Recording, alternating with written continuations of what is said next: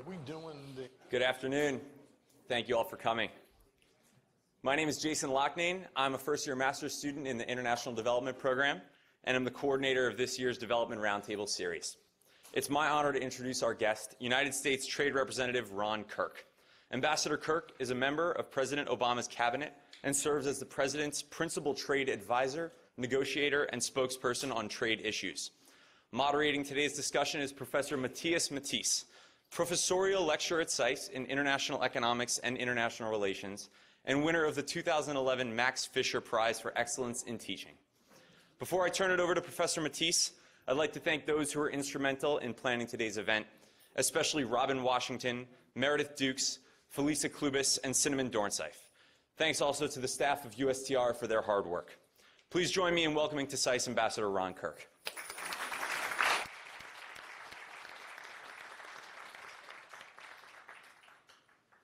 Is this on? Thank you very much, Jason, for that kind introduction. Ambassador Kirk, welcome to SAIS on behalf of the International Economics Department and all the students, staff, and faculty.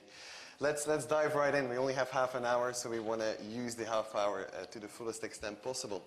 My first question has been controversial all over the world, was Obama's announcement about a year ago that it was his administration's intention to double U.S. exports. And it was noted in Europe, where I'm from, that it was saying doubling exports, not doubling imports or doubling trade, but doubling exports.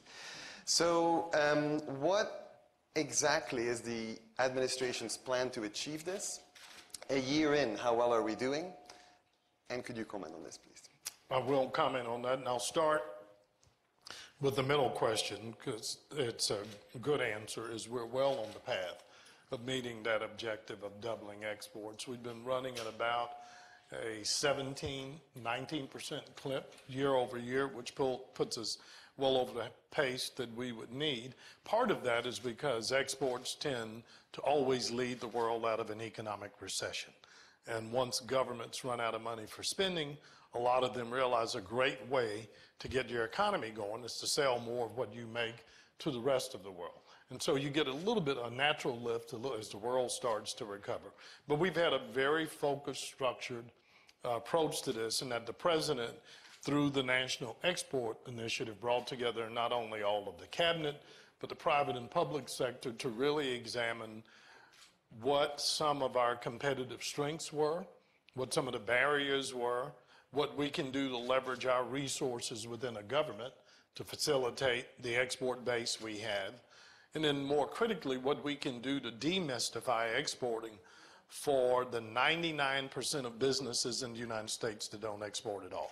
And so we did a lot of learning. We've done a lot of education. We got a little bit of a break because the world's beginning to recover. And notwithstanding all of the talk about our economy right now, and particularly for you students, first of all, you're in a great place. And to the Dean, thank you so much for having, for my sister, Robin Washington, thanks for getting me here. But I got to tell you, this is the best, one of the best schools. It's a huge resource for us within the government. There are SAIS alumni in the Office of the President. They are scattered throughout the State Department, the Treasury Department, our office, the U.S. Trade Representative. One of your alumni, Yanis Lazda, is here with me today. But the downside is you're in Washington. And if you listen to the media circus here, you just can't help but buy into this. This is the way the world is. And we lose sight of the fact the rest of the world still thinks we're a pretty cool place. And I can tell you, Made in America is still one of the most treasured brands in the world. We still have far and away the largest consumer economy in the world, and we're still doing very well manufacturing. You wouldn't hear any of this if you read the paper today. But the bottom line is we don't have a broken model. We have a model we have to be willing to examine in terms of our future competitiveness and do some things that will allow us to remain competitive. But the good news is we're on pace to meeting that. Recognizing that you all are new generation students and media kids, I can shortchange this so we get to your questions. Our website is ustr.gov. You all probably are familiar with that. Or you can go on export.gov and get a pretty good detail of almost every element of what we're doing in terms of this export goal. Okay, That's a very good answer. Secondly, the Doha round. It started with great promise as the development round in October 2001. It's almost 10 years ago. It seems to be deadlocked. It seems to be stalled. One of the main things that's consistently highlighted is agriculture. Agriculture support in Europe, the Farm Bill in the United States, and it seems to create a problem with emerging countries like India, China, Brazil, that they say that's the main problem, right, to move the Doha round forward. So I guess my question is, in your opinion, what needs to happen internationally and domestically to successfully conclude the Doha round?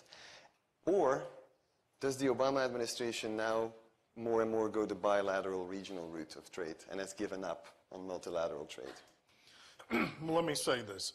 We have a very strong bias in favor of trying to reach a multilateral agreement to open up markets, help reduce barriers to trade, remove any obstacles between consumers having the ability to get what they need, whether it's to feed their family or clothe them, or create business. We think we should reduce those barriers.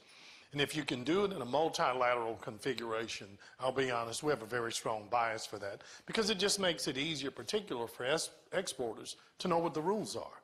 Now, absent that, the reality is, as we've seen, not only just from the Doha round, and I think the 10-year timeline in and of itself really isn't that relevant if you look back over how long it took to get the Uruguay round and GATT, look at the talks on the environment. It's hard to get consensus among 150 plus of the world's most diverse economies, from the wealthiest nations in the world, like some of those in the European Union, United States, to truly the poorest. And it's going to take a while. Now, here's what shapes our thought. One, we believe the United States is in as counterintuitive as it may be to many Americans, we're now sort of in a unique position because over the last 30 years, we have reduced our tariffs so low, either through GATT or the Uruguay round or multilateral and other conventions. Not a whole lot more to give, so we're going to do okay in almost any other trade agreement we do, whether it's through a bilateral FTA, like we've concluded negotiating with Korea, Panama, and Colombia, or something like Doha, if we can get that access. And we continue to believe that the idea of a game-changing, trade-liberalizing, multilateral agreement, particularly one that adheres to the developmental promise of Doha, is worth fighting for. But the president was either brilliant enough in your minds or desperate enough in these times to not pick a classic trade negotiator, but go get a loudmouth former mayor who doesn't necessarily conform to the niceties of diplomatic language. And so I was, bold enough to show up, at least in Geneva, and say, hey, this is a great idea, but you know what? The world's changed over the last 10 years. And if we're going to get Doha done, let's face some realities. One, we've tried to conclude the round on a model that obviously doesn't work. We tried it in 06, 07, 08, and there's a reason this failed. And rather than keep trying to, as we say, get on the same bicycle with the flat tires and ride it across the finish line, let's be willing to pump some more air in the tires or look at a different vehicle. Second, let's be honest. The world the way it existed 10 years ago when we started the Doha round, and the premise that this was really going to be the vehicle by which we attacked global poverty, really finding a way to open up global trade for the poorest countries in the world. If we're going to have that as our premise, let's at least be honest and say that some of the then developing economies have done okay, and that maybe we ought to make some distinction between China, India, Brazil, South Africa, than we do Lesotho and some of the poorest countries in the world. And let's have a negotiating paradigm that respects and builds into that those countries that are benefiting from global trade, just as for decades the United States and the European Union did, have a commensurate responsibility to help lead the way in trade liberalization, to build these market access opportunities for the least developed countries in the world. And I want to take just a few more minutes on this because it's critically important. Because we are in a period that there is, I think no surprise to you, an extraordinary amount of concern over the lack of progress that we have made in Geneva. And we're concerned about that. But we think we can conclude the round, but we have to honestly confront the fact, because historically, at least over the last 20 years, the United States, European Union, through preference programs and other vehicles, for the most part have reduced barriers to entry to our market for the poorest countries in the world. Some of the highest tariffs in the world paid by poor countries are to other developing economies. So when we talk about creating more market access and trade liberalization, it isn't just for the benefit of our exporters. This is a way to help poorer countries increase trade among themselves and give them access to these new markets that are going to be growing, creating the middle class, just as we did in the United States and Europe. So, I mean, the goal is still there. It can be done. It is more difficult than you can imagine to make the tough decisions you have to make in order to provide an agreement like the Uruguay round or the Doha round. But the United States is committed to that. We're willing to continue to work to that, but we won't compromise on these basic principles. There has to be a shared contribution commensurate to the gains that many of these emerging economies have made. So how important is agriculture in the Doha round now? Agriculture is very important, but one of the challenges that's out, and it is not something I wrote, but one of my immediate predecessor as trade representative, Ambassador Susan Schwab, has a paper that's out literally, I think, today. I haven't had a chance to read it all. I would commend that for your consideration, because I think it's a fairly thoughtful analysis of kind of how we started, how we got here, some of the false premises we began with. Now, I happen to believe that one of the challenges we had is that we almost singularly defined helping the poorest countries in the world by dealing with the issue of the United States subsidization of cotton. It's hard for me coming from the South to talk about. I tell people, I know not everyone here is of the same faith, but at least since we've just celebrated Passover and Easter, I tell my kids, if there's a God, he has to have a sense of humor. For a black kid growing up in Jim Crow South to now be a defender of U.S. cotton subsidies is just too rich for me. There is a certain irony in this. But you know, to singularly say, okay, if you do this, everything's going to be okay, without dealing with the extraordinary high tariffs that, frankly, China and Brazil put on cotton exports, and without sitting down with our partners in Africa, which we've done very honestly, and say, we can get rid of cotton subsidies tomorrow, but if you aren't going to improve your roads and your infrastructure so that you can get this cotton to market, if you aren't going to look at building a bigger nucleus so you increase the competitiveness of your farmers, it'll do very little to really change the market reality of where we are. So that's just one issue. But the broader challenge is Doha began under what was called a mandate that nothing would be settled until everything would be settled. And part of the challenge we have now is a lot of the emerging and developing countries just sort of pocketed what they presumed the United States and Europe would do in terms of dealing with ag subsidies, and then stop negotiating.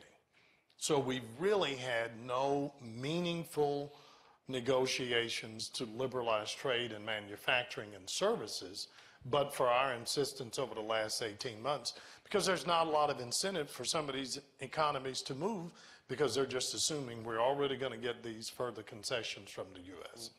But, I mean, that's just one of many issues that has to be resolved. So is it fair to say, and I don't mean to simplify, but that the Doha round, Europe and the U.S. are on one side and the rest is on the other, as opposed to in Uruguay? You know, I wish it was that simple. But, I mean, it's very complicated. You know, I tell you, these negotiations are fascinating. Because for the most part, we all gather in a large room, and we all agree that today we're going to be open. We're not going to speak for a script. And then we all take turns reading from our scripts. And once you've been through these once or twice, I promise, every one of us can give everybody else a speech. Nobody's saying anything new because everybody's afraid if I say something different, the press is going to pick it up and say, U.S., Europe, Brazil is responsible for this. But then when the camera's leaving, we all leave. Then we all come around the back door and say, now, if you'll do this, we'll do this. But it's very difficult to lump all of the developing countries in one basket. I mean, you're getting to a world where the poor countries really are looking and saying, you know, they have a saying in Africa that the elephants are hiding behind the mice. And they realize that, look, you know, we have access to the U.S. and the EU. Why aren't we getting more access to China, India, Brazil? China, India, Brazil, South Africa can legitimately say, we've done well, but each of us still has 600 million people who live on less than $2 a day. We're not the United States and EU. So depending on where you are and the makeup of your, you know, industrial base, agricultural base, where you are in developing an entrepreneurial class greatly affects people's negotiating position. Okay, thank you so much. I would ask, I have about 1,000 more questions for you, but I won't ask them because we have an excellently well-educated audience who we force here at SAIS to take international trade theory. So I want to very much open it up to the floor and give preference to our SAIS current students or alumni. And please identify yourself, keep it to one question, and keep it to an actual question. So let's start right there.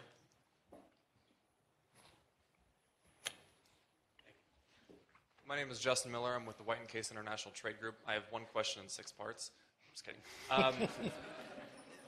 Now that some commitments have been made regarding forward movement on the agreements with Korea, Colombia, and Panama, and the expectations for a conclusion by the APEC summit in November 2011 for the TPP has changed. The next big thing in U.S. trade policy, at least in this year, is going to be the Russia accession to the WTO, for the U.S. to reap the benefits of that accession, permanent normal trade relations would need to pass in U.S. Congress. I'd like you to comment on what your interaction with Congress has been. What do you think the prospects are for that? Well, that's, as my staff is used to hearing me saying, Justin, that's more of an answer than it is a question. We have made remarkable progress with the explicit direction of President Obama to work with Russia on their goal of getting into the WTR. But let me back up and do one thing, because we didn't. The next big thing in U.S. trade policy is those of us who believe in trade, and either academically or we practice it, are going to have to realize we're dealing in an environment that the overwhelming majority of people outside of SAIS look at you like you're a two-headed monster when you say up and say, let me tell you about how trade's going to lead us out of this economic tsunami. Our next big thing is we've got to convince the 70% of Americans who, when asked, has trade been good for the United States, say emphatically no. And we have to be willing to more honestly address trade in a way that we don't run from those fears and that we don't label those people as anti-trade, but realize we have to build a more compelling case that whether it is repealing Jackson-Vanik to bring Russia into the WTO or pursuing the Trans-Pacific Partnership or pursuing free trade agreements, that Americans believe it's going to help them with the one thing they're concerned about. Can we have a trade policy that helps us create jobs here? Americans know the consumptive benefits of trade. We don't have to sell them on that.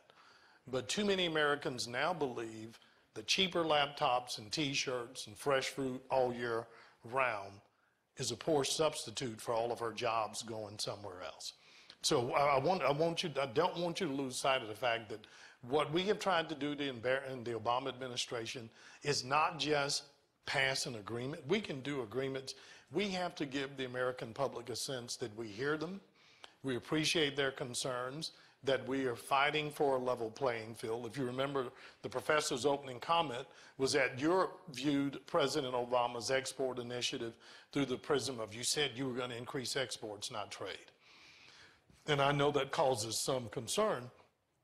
among our friends with Europe, but exports we can explain to America in terms of jobs. With a $450 billion trade deficit, Americans aren't worried about our fidelity to trade. They're worried about whether we can have a trade policy in which everybody else is willing to open up their markets the way we have, whether we can sell goods and services to the world and reap some of the economic benefits here. So everything we're doing is in that broader paradigm. We have made it very plain to Congress that we think it is in our interest as well as Russia's to have the largest economy within the G20, not in a rules-based trading system, be a part of the WTO. And we think it would be a tragedy for all the good work we've done to facilitate Russia's accession to not have our exporters and workers be able to reap the benefit of that because of Jackson-Vanik. So it doesn't get as much attention, but in everything we have communicated to Congress in terms of our desire to move forward with Panama, Colombia, and Korea, we've also been very careful to say, let's look at a holistic package that includes the extension of our preference programs for the poorest countries in the world, that includes keeping faith with our commitment to America's worker by strengthening trade adjustment assistance and then addressing the issues of Jackson-Vanik as well.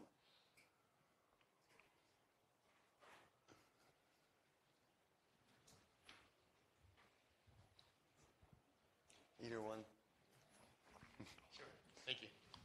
Hi, my name is Neil Shania. I'm a PhD student here at SAIS, and I love free trade. I want to... I'll tell you, I love my job. You may be the first person that's ever stood up in a public forum and said, I love free trade. God bless you. Thank you. So I wanted to I wanted to see if you could talk briefly about a campaign promise that President Obama made.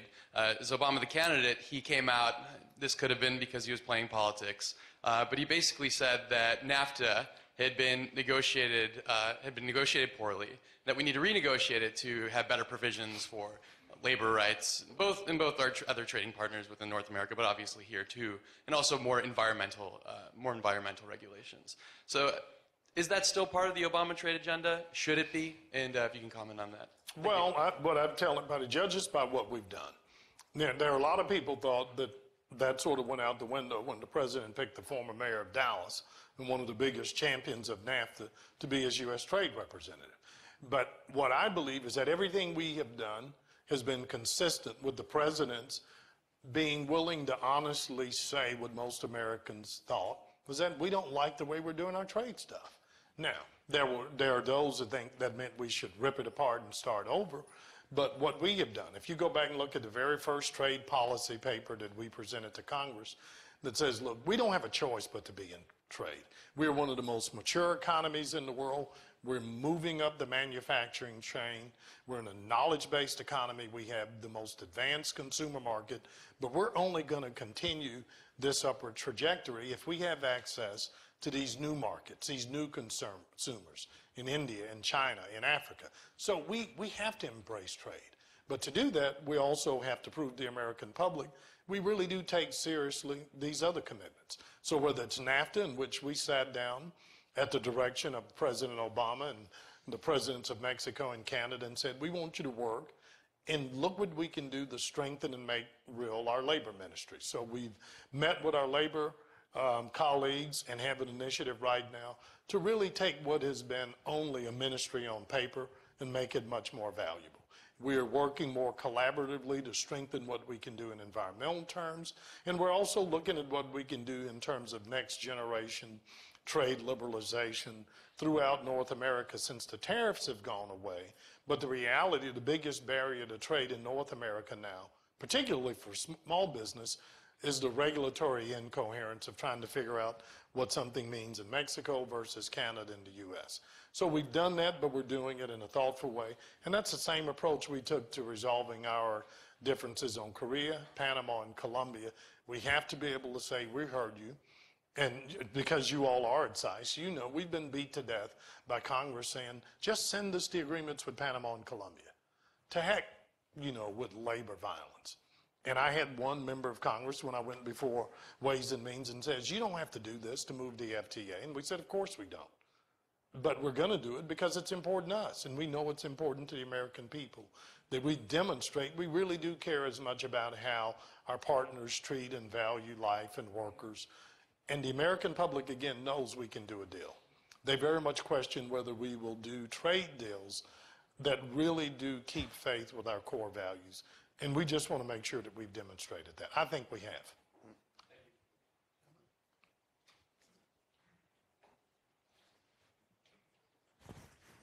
Hi, thank you for being here.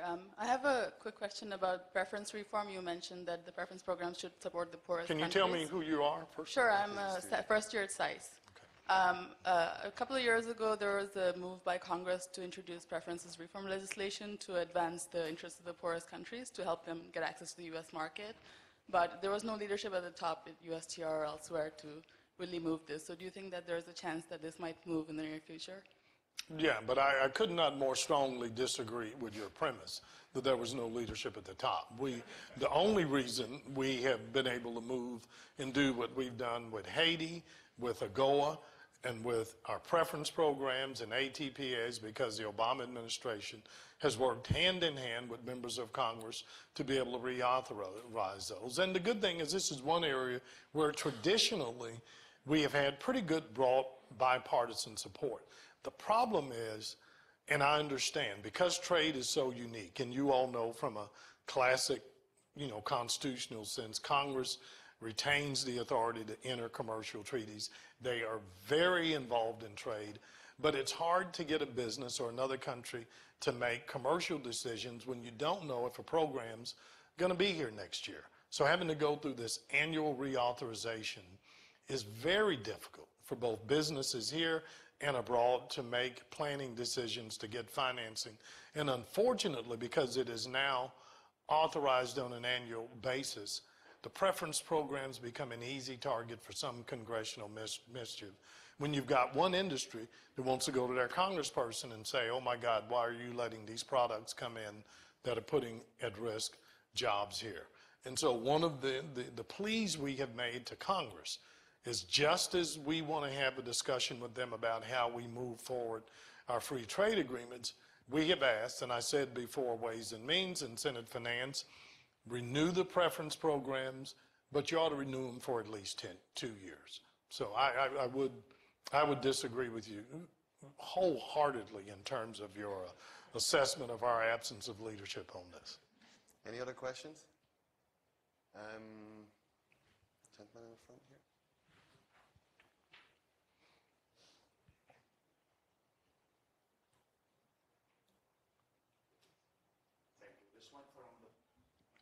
It's okay.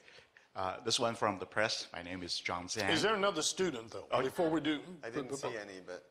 Is the lady behind you, is that a student? Because the reason I'm here, I just want to make sure. Yeah, I'm supposed to ask, at the end. All right. Thank you, Ambassador Kirk. John Zhang with CTI TV of Taiwan. I'm asking this question again. Is there any progress in terms of your discussion with Taiwan on resolving the beef controversy?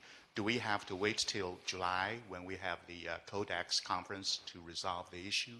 And is there a date for the TIFA talks to resume, which Taiwan is anxious to have? Thank you very much, sir. Well, one, we would hope we don't have to wait for the TIFA talks or the Codex. We believe that whether it's Taiwan or Europe or Russia or Canada or Mexico or the United States, when you join the WTO, it's only going to work if we all agree that we're going to play by certain rules, and particularly in agriculture, in which so much is dictated by local custom and preference. The WTO has no chance to maintain its relevance if we allow everyone to hide behind custom and preference and not sound science. So first of all we're asking Taiwan to do is what we ask every partner to do, is if you're going to make decisions on whether or not you like products in or out, you should do it based on sound scientific evidence. And we don't believe there is any reason whatsoever for Taiwan to continue to deny Taiwanese consumers access to U.S. beef. We had a protocol resolved to resume trade. You probably know the political dynamics around it as much. We have engaged them almost monthly as we have other colleagues around the world, to open up their markets, and to tell you that we are extraordinarily disappointed that Taiwan will not comply with the agreement that they signed is an understatement. And for the rest of you students, this may seem, well, hopefully, not esoteric to this group. I mean, this is important. Families' livelihoods are dependent on this. The one area that America wins in terms of America's concern that we don't have full access is in agriculture. Last year, we had an extraordinary year in agricultural exports. And back to your bigger question, how we double those, we anticipate we could have the largest year for exports this year ever. No product is more dependent on exports than U.S. agriculture. And for you, as a student, maybe as a mother, as a businesswoman, never take for granted. The one thing the United States can do is feed ourselves. And you look at a lot of our trade deficit and how much of it is tied to what we have to import for fuel use. And you look at so much of some of our military and security challenges that are compromised because some people think we're having to buy fuel from everybody. You never take for granted the value we get by virtue of the fact not only can we feed ourselves, we can help feed the world. And we have some of the best, highest quality produced agriculture in the world. And it is one of our biggest frustrations that so many of our trading partners and good allies continue to block access to their markets. So we would hope that Taiwan would address that and do so quickly. We have time for just one more question with preference to students, faculty, or alums. I guess the dean trumps everyone. So.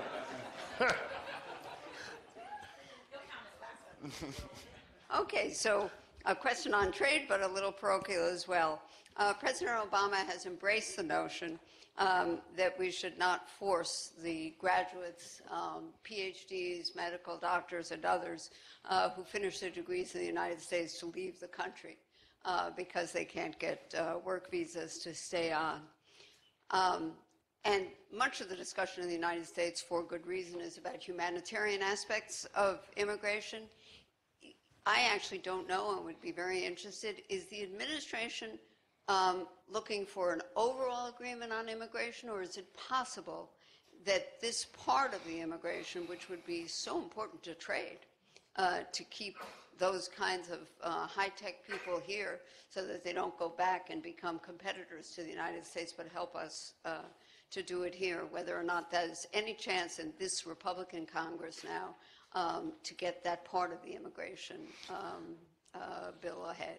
Thank you. I can speak only in the most generic terms about immigration for several reasons. One, nothing Congress worries more about is that us trying to in their minds, write immigration policy through our trade policy. So they are very, very prescriptive on this. Secondly, I just seem to recall I had my TV on yesterday and the president was addressing this. Obviously, we would love to get a holistic approach to the issue of immigration, but to the narrow issue of retention of talent, I mean, we all know it. I mean, you just have to look at the history of our country. We have been built on the talents of other countries that decided to discriminate at people, and we opened up our borders and said, come here. And you can look at our history over the last 100 years, and we opened ourselves to people well in the world, but we opened ourselves to some of the brightest minds in the world that resulted into the greatest industrial explosion and the most prolific economy in the world.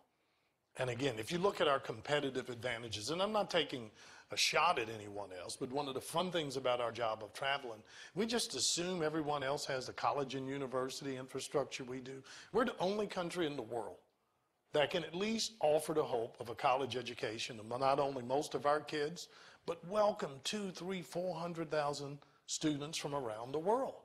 Most other countries are still trying to build an educational infrastructure just to educate their own population.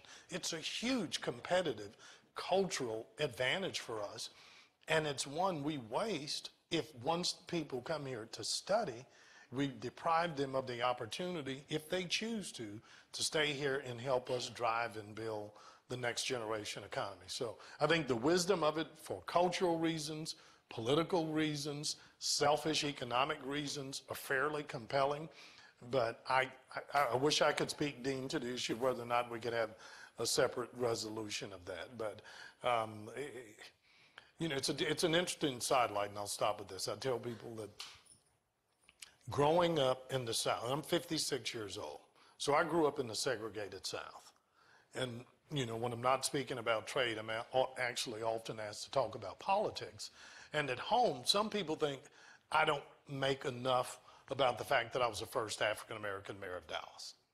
And I tell them I don't because I'm the 5th first African-American mayor of Dallas. It's just that Texas and states like Mississippi and Alabama, because we were so stupid to deny women and Hispanics and blacks the ability to use our talent, sent a horde of talent to other places. So Maynard Jackson, who was the first African-American mayor of Atlanta, Georgia, was born in Dallas, Texas. And Tom Bradley, who was the first African-American mayor of Los Angeles, was born in a little place called Calvert, Texas, about 30 miles from Dallas. Willie Brown, who was the first African-American mayor of San Francisco, was born about 20 minutes from Dallas. And Emmanuel Cleaver, who was the first African-American mayor of Kansas City, now serves in Congress, was born right outside of Dallas, Texas. The same thing applies around the world. When other countries deny women, people of color, young people the ability to use their talents, the beacon for them for the last 100 years has been the United States.